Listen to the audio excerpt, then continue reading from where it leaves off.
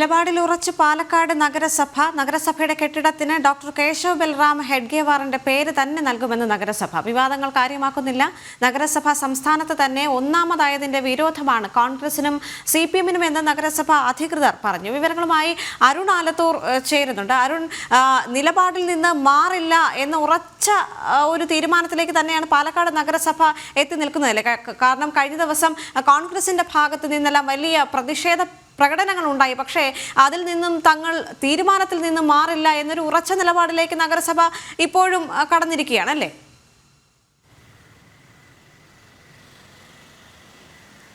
തീർച്ചയായിട്ടും ഇന്നലെ രാവിലെ ഏകദേശം ഇതേ സമയത്തായിരുന്നു ഈ നഗരസഭയുടെ ദിവ്യാംഗരായ കുട്ടികൾക്ക് വേണ്ടിയുള്ള ആ ഒരു നൈപുണ്യ വികസന കേന്ദ്രത്തിൻ്റെ തറക്കല്ലിടൽ ചടങ്ങ് നടന്നത്. ആ സമയത്താണ് യൂത്ത് കോൺഗ്രസും അതുപോലെ തന്നെ DYFIയും ഒക്കെ ആ പരിപാടി സ്ഥലത്തേക്ക് എത്തുകയും അവിടെ വലിയ അക്രമം അഴിച്ചുവിടുകയും ഒക്കെ ചെയ്തത്. ഹെഡ്ഗേവാറിൻ്റെ പേര് നൽകാൻ അനുവദിക്കില്ല എന്നൊക്കെ പറഞ്ഞുകൊണ്ടായിരുന്നു വലിയ അക്രമം ഈ രണ്ട് സംഘടനകളും നടത്തിയത്. ഏതായാലും പാലക്കാട് നഗരസഭ ഇത്തരം സംഘടനകളുടെ പ്രതിഷേധത്തിലൊന്നും മുട്ടുമടക്കുന്നില്ല എന്നുള്ളതാണ്. ഈ പേര് നൽകാനുള്ള തീരുമാനവുമായി ശക്തമായിട്ട് തന്നെ മുന്നോട്ട് പോകും എന്നുള്ളതാണ് നഗരസഭ വൈസ് ചെയർമാനായ E. കൃഷ്ണദാസ് ഇന്ന് പറഞ്ഞത്.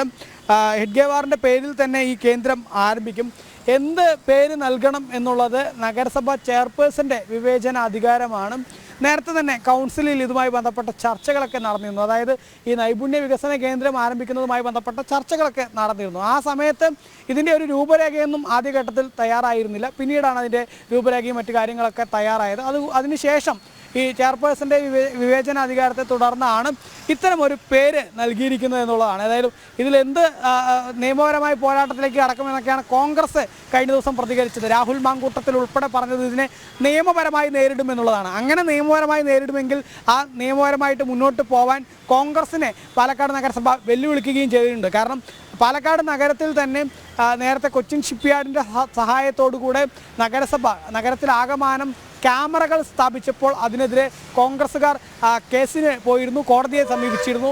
കോടതി പിന്നീട് ആ കേസിനെ എടുത്ത് ചവിട്ടുകൊട്ടിയിൽ എറിയുകയാണ് ചെയ്തത് എന്നുള്ളതാണ് നഗരസഭ വൈസ് ചെയർമാനായ E. കൃഷ്ണദാസ് പറയുന്നത്. അതേ സാഹചര്യം തന്നെ ആയിരിക്കും ഈ രാഹുൽ മാങ്കൂട്ടത്തിൽ കേസിന് പോകുമെന്നൊക്കെ പറയുമ്പോൾ രാഹുൽ കേസിന് പോയി കഴിഞ്ഞാൽ തോറ്റ് തുന്നം പാടുന്ന ഒരു സ്ഥിതി തന്നെയായിരിക്കും ഈ വിഷയത്തിൽ ഉണ്ടാവുക എന്നുള്ളതാണ് E. കൃഷ്ണദാസ് വിമർശിക്കുന്നത്.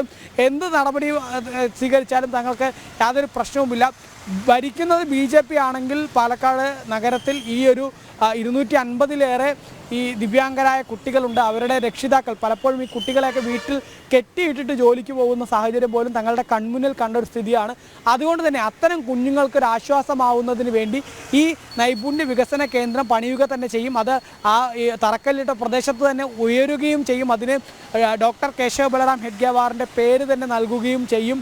ആ പേരിൽ തന്നെ അത് കൃത്യമായിട്ട് അവിടെ പ്രവർത്തിക്കുകയും ചെയ്യും എന്നുള്ളതാണ് E. കൃഷ്ണദാസ് വ്യക്തമാക്കുന്നത്. ഏതായാലും വിവാദങ്ങളിലൊന്നും പാലക്കാട് നഗരസഭ അതിനെ ഒന്നും ഗൗനിക്കുന്നില്ല, അതിനൊന്നും കാര്യമായി കാണുന്നേ ഇല്ല എന്നുള്ളത് മാത്രമല്ല, ശക്തമായിട്ട് തന്നെ ഈ പേരുമായി മുന്നോട്ട് പോകാനും ഈ നൈപുണ്യ വികസന കേന്ദ്രം പേരിലുപരി നൈപുണ്യ വികസന കേന്ദ്രം നഗരത്തിലെ 250-ലേറെ വരുന്ന ദിവ്യാംഗരായ കുട്ടികൾക്ക് അത് പണിതുയർത്തിക്കൊണ്ട് അവർക്കൊരാശ്വാസമായി മാറുന്ന ഒരു നടപടിയിലേക്ക് കടക്കുകയാണ് തങ്ങളുടെ ഏറ്റവും വലിയ ലക്ഷ്യം എന്നുള്ളതാണ് നഗരസഭ വ്യക്തമാക്കുന്നത്.